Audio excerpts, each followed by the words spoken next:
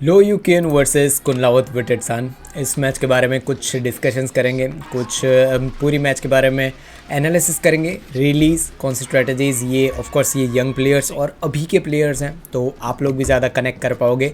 मैं जब भी ली चोंगवी, लिंडन ऐसे पुराने मैचेस के बारे में डिस्कशन ये सब करता हूँ तो बहुत ज़्यादा कमेंट्स और मुझे बहुत ज़्यादा लोग ये भी चीज़ बोलते हैं। मैं ऑफ कोर्स इंस्टाग्राम और उस पर भी डीएम करके बोलते हैं कि पुराने मैचेस को क्यों देखना है, ये करना है, वो करना है। दो चीज़ें आप खुद भी नोटिस करो हमेशा कि टॉप के प्लेयर्स से ही आप सीख पाओगे अगर आपको आपकी गेम प्ले को अप करना है। मुझे अभी के जो टॉप के प्लेयर्स हैं ना, उसके अंदर से एक विक्टर एक्सेल्सन है, शियूची है, 2 से 3 ऐसे प्लेयर्स हैं जिनकी गेम प्ले के अलावा बाकी जितने भी गेम प्ले हैं ना, वो मुझे ऐसे लगते हैं कि सारे एंथोनी गिंटिंग है, और उनके अलावा थोड़े बहुत और भी लोग हैं। उनके अलावा जितने भी प्लेयर्स हैं उनकी गेम प्ले मुझे ऑलमोस्ट ऐसी लगती है कि वो लोग है ना ऐसा ट्राई ही नहीं कर रहे कि उनको टूर्नामेंट जीत रही है। मतलब ये मेरे ओपिनियन से, पर्सनल ओपिनियन से, अगर टूर्नामेंट जीतनी है इससे मेरा मतलब क्या है कि डोमिनेशन होता है। पहले हमेशा कोई भी टूर्नामेंट आती है ना, उसमें एक डिस्कशन हमेशा होता था कि क्या लिंडन पार्टिसिपेट कर रहा है, क्या ली चोंग भी पार्टिसिपेट कर रहा है। जो टॉप के प्लेयर्स थे उनका नाम चलता ही था कि यार ये लोग पार्टिसिपेट कर रहे हैं ना, तो भाई ये टूर्नामेंट बहुत ज़्यादा टॉप होने वाली है। और जैसे ही उन्होंने पार्टिसिपेट किया, चांसेस है कि ये लोग सेमीज़ या फिर फाइनल्स में तो होंगे, टाइटल के लिए ही जाते हैं। अभी के प्लेयर्स में देखता हूँ कि कोई टूर्नामेंट कोई पर्सन जीत जा रहा है, नेक्स्ट टूर्नामेंट कोई और पर्सन जीत जा रहा है। एक ही पर्सन जो डोमिनेट करता है वो है विक्टर एक्सेल्सन। हमेशा यही चीज़ नोटिस होती है। आप ये चीज़ देखना, आप खुद भी जाके देखो पिछले साल की, या तो विक्टर एक्सेल्सन जीतेंगे या तो सामने है ना, मतलब कोई राइवलरी नहीं बन रही है। एक कैसा होता है कि एक पर्सन अगर अपना जो मतलब डोमिनेशन दिखा रहा है ना, तो इसका ये मतलब है कि उनके सामने जैसे लिंडन है ना, तो उनको हराने के लिए ली चोंगवी होते थे, ली चोंगवी को हराने के लिए लिंडन होते थे, और भी ऑफकोर्स उनके टाइम के प्लेयर्स थे जो उनको भी हरा देते थे। बट स्टिल हमें पता था कि ऐसी एक राइवलरी चल रही है। राइवलरी नहीं तो एक क्लब पता है कि यार ली चोंगवी को हराने वाला कोई तो पर्सन है, लिंडन को हराने वाला ली चोंगवी तो है ही। बट यहाँ पे क्या हो रहा है, 1-2 साल से अगर आप नोटिस करो, यही ये यंग प्लेयर्स के बारे में मैं अगर आपको बताऊं, कुनलावत विटिटसन लास्ट ईयर की, ऑफ कोर्स आप बोलोगे कि यार ये क्रिटिसिज्म हो रहा है, क्या है क्या नहीं, बट मैं जो फैक्ट्स है वो चीज़ें आपको बता रहा हूँ।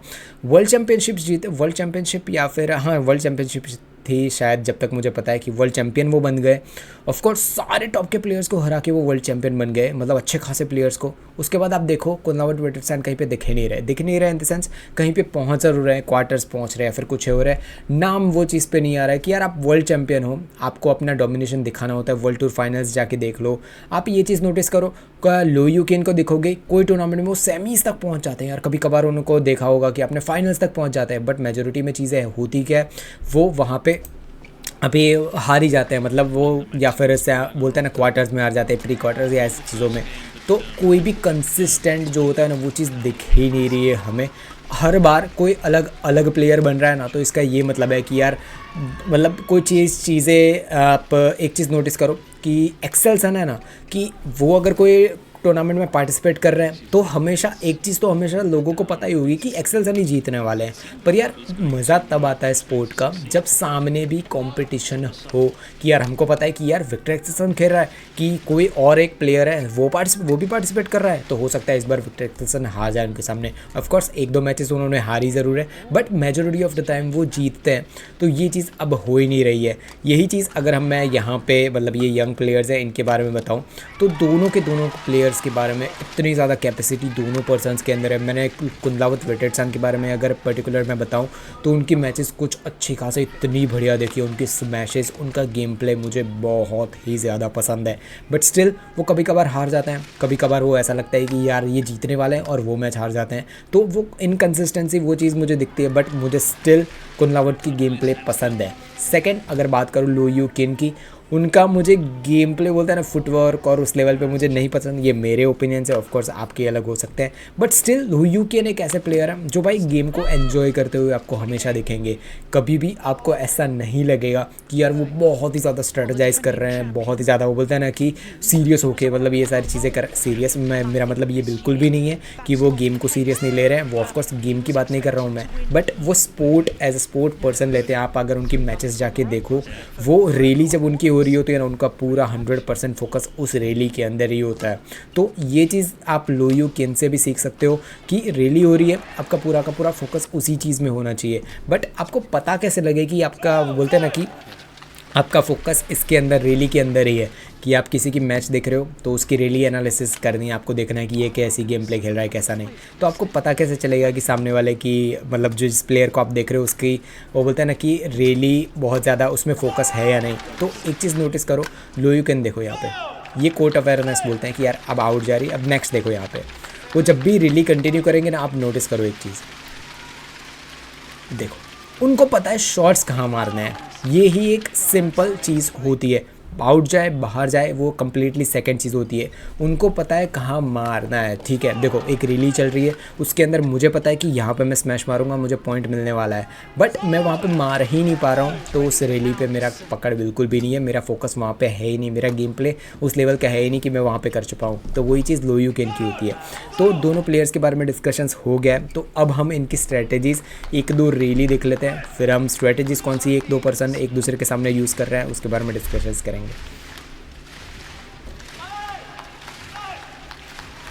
ये रैली फिर से देखो एक और बार, देखो यहाँ पे ये रैली आएगी, ये रैली देखो एक बार से कितना कैजुअल तरीके से, देखो यहाँ पे कितना कैजुअल तरीके से कुंडलावत ने ये पॉइंट दे दिया। फिर से देखो एक और बार ताकि आपको आइडिया है, देखो कितना इजी तरीके से वो पॉइंट ले सकते थे या फिर रैली को कंटिन्यू कर सकते थे। मैं कुंडलावत की बात कर रहा हूँ, बट वो करेंगे क्या, देखो यहाँ पे ईजी है, उनके हाथ में जा रहा है शटल, देखो यहाँ पे पहुंच गए, कितने इजी तरीके से पहुंच गए, देखो यहाँ पे शटल नेट में। यही चीज़ मैं आपको बताना चाहता हूँ, ऐसी छोटी छोटी चीज़ें आपको रैली में एनालिसिस करना है। ऑफकोर्स टाइम लगेगा आपको रैली एनालिसिस करना, खुद पता कर, उसके अलावा तो कोई चांस नहीं है। देखो सॉरी, हाँ स्ट्रेटजी के बारे में बात करते हैं, उसके बाद हम रैली एनालिसिस के बारे में बात करेंगे। नाइस एक और चीज़ देखो,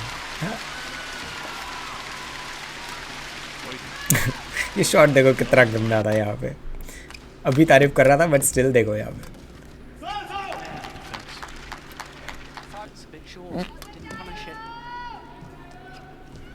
एक चीज़ नोटिस की आपने, देखो लो यू कैन की स्ट्रेटेजी क्या है कुंडलावत के सामने, वो जितना हो सकता है ना वो नेट पे ज़्यादा रख रहे हैं। नेट पे देखो रैली जितनी चल रही है ना, आप देखो नोटिस करो आप,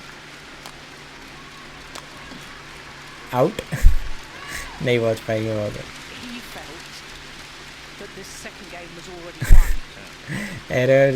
एरर्स का कुछ नहीं कर सकते, अगर आप एरर्स को कंट्रोल नहीं कर सकते आप हारने वाले हो मैच को। नेट ट्राई जितना हो सके वो फ्रंट कोर्ट में जो विकेट्स आने उनको खींचने की कोशिश कर रहे हैं, तो ये उनकी एक स्ट्रेटजी हो गई। ये आपको पता कैसे चलेगा कि सामने वाले का वीक पॉइंट फ्रंट कोर्ट है, पहले 5 से 6 पॉइंट जब आप खेलने जा रहे हो। ये तो भाई इंटरनेशनल खेलते हैं तो इनकी वीडियोस और सब कुछ तो ऑनलाइन अवेलेबल रहता है, तो इनको पता है कि ये यहाँ पे वीक है, ये वो है, सब कुछ आपको पता रहेगा। बट जब आप नेशनल्स खेलने जा रहे हो या फिर किसी ऐसे प्लेयर के सामने खेलने जा रहे हो जिसका गेम प्ले आपको पता ही नहीं है क्या खेलेगा क्या नहीं, तो क्या करना है, पहले 5 से 6 पॉइंट हो जाए उसके अंदर नोटिस कर लो उसकी वीकनेस कहाँ है, गेम प्ले कहाँ है, मतलब वो कैसा, वो एग्रेसिव प्लेयर है, स्लो प्लेयर है, क्या वीकनेस है क्या नहीं, सारी चीज़ें आप पता कर लो। वो मतलब उसका एडवांटेज वो कहाँ से लेता है, वो कितना अच्छा किस पॉइंट पे वो बैटर कहाँ पे खेलता है, ये सारी चीज़ें आपको 5 से 6 पॉइंट में पता लगा लेनी पड़ेगी। अब वो पता कैसे लगाएं, वो आपको खुद को लगाना पड़ेगा। ऐसे पर्टिकुलर कोई बोलता है ना कि ऐसा नहीं है कि भाई ये चीज़ें करके देख लो, आप रियली में एंगेज करके सामने वाले को देख सकते हो कि रियली एंगेज वो कर रहा है कि नहीं कर रहा है। अगर वो फिनिश कर रहा है तो ऑफ कोर्स आप वो उसका पेशेंस लेवल चेक कर सकते हो, उसको रियली में एंगेज करवा सकते हो। बट अगर आप रियली कर रहे हो और वो भी रियली कर रहा है आपके साथ साथ, तो हो सकता है कि वो रियली के अंदर आप उसके सामने पॉइंट्स ना जीत पाओ। तो आप वहाँ पे जाके आप खुद एग्रेसिव हो सकते हो, आप खुद गेम प्ले को थोड़ा बहुत चेंजेस ऐसे खुद कर सकते हो। आपके कोच ऑफकोर्स 11 पॉइंट 21 पॉइंट के आसपास आके आपको सब कुछ बताते हैं, बट मैजॉरिटी ऑफ द टाइम जो पार्ट होता है ना, वो आपको खुद को ही डिसीजन मेकिंग करनी होती है। आपको खुद ही रैली के अंदर देखना होता है कि यार सामने वाले की वीकनेस कहाँ है क्या नहीं। कोचेस आपको सिर्फ 2 मिनट या फिर 1 मिनट के आसपास बता के चले जाएंगे कि ये करो वो करो, बट आपको पूरी रिलीज़ पूरी मैच सर्वाइव खुद करनी है। आपको मिली सेकेंड्स के अंदर पूरे बोलते हैं ना डिसीजंस लेने होते हैं। तो वही चीज़ यहाँ पे भी हो रही है। आप नोटिस करो ये फ्रंट कोर्ट में कब बोलते हैं ना कि खींचने का जो पूरा प्लान लो यू कैन का वो दिख रहा होगा आपको, वो थोड़ा बहुत वर्क भी कर रहा है, बट वो फर्स्ट और सेकंड चाहे सेट के अंदर ही कर रहा था। नेक्स्ट चीज़ जो आप नोटिस करो कि विटेट्सान का यहाँ पे प्लानिंग क्या है और लो यू कैन के सामने, तो आप एक चीज़ नोटिस करो, वो जितना भी हो सके ना उतना ज़्यादा फास्ट और जितना हो सके उतना अटैक करने की कोशिश कर रहे हैं। विटेटसान की बात कर रहा हूँ मैं। ये रैली देख लो, ये ड्रॉप देखो एक और बार, फिर देखो ये ड्रॉप एक और बार देखो। यहाँ से वो नेक्स्ट रैली में वो ड्रॉप लेने जाएंगे, देखो यहाँ पे देखो ये ड्रॉप देखो, एग्रेसिव ड्रॉप बोलते हैं उसको। अगर वो चाहे तो ये ड्रॉप को स्लो भी मार सकते थे, बट एग्रेसिव ड्रॉप देखो यहाँ पे एक और बार, जितना हो सके ये एरर्स। ये तो भाई गिफ्ट लोयू केन ही दे रहे हैं विटेटसान को। जितने शॉट्स खेल रहे हैं विटेटसान वो सारे एग्रेसिव खेल रहे हैं। तो ये चीज़ उनका आप देखोगे कि ये उनका जो वो थोड़ा बहुत बेस गेम प्ले के अंदर भी आता है कि वो भाई नेचुरली ही थोड़ा बहुत वो एग्रेसिव गेम प्ले उनकी दिखाते हैं। तो ये एक चीज़ हो गई। देन सेकंड चीज़ जो विटेटसान उनके सामने वो कर रहे हैं वो ये है कि उनको कुछ करने की ज़रूरत नहीं पड़ रही है, लोयू केन ही उनको गिफ्ट्स में पॉइंट्स दिए जा रहे हैं।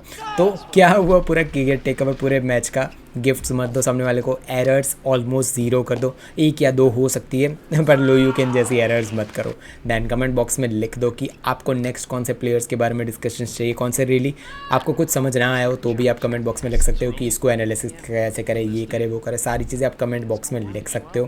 और शेयर कर दो अपने बैडमिंटन फ्रेंड्स से ताकि उनको भी ऐसे रियली एनालिसिस करना पता चल जाए। और चैनल को सब्सक्राइब करो। और ऑफकोर्स आपको लोयू केन पसंद है या फिर विटेटसान, ये भी चीज़ आप कमेंट बॉक्स में लिख सकते हो। विटेटसान ये मैच ईजी तरीके से देखो यार 20 मिनट से जीत चुके हैं।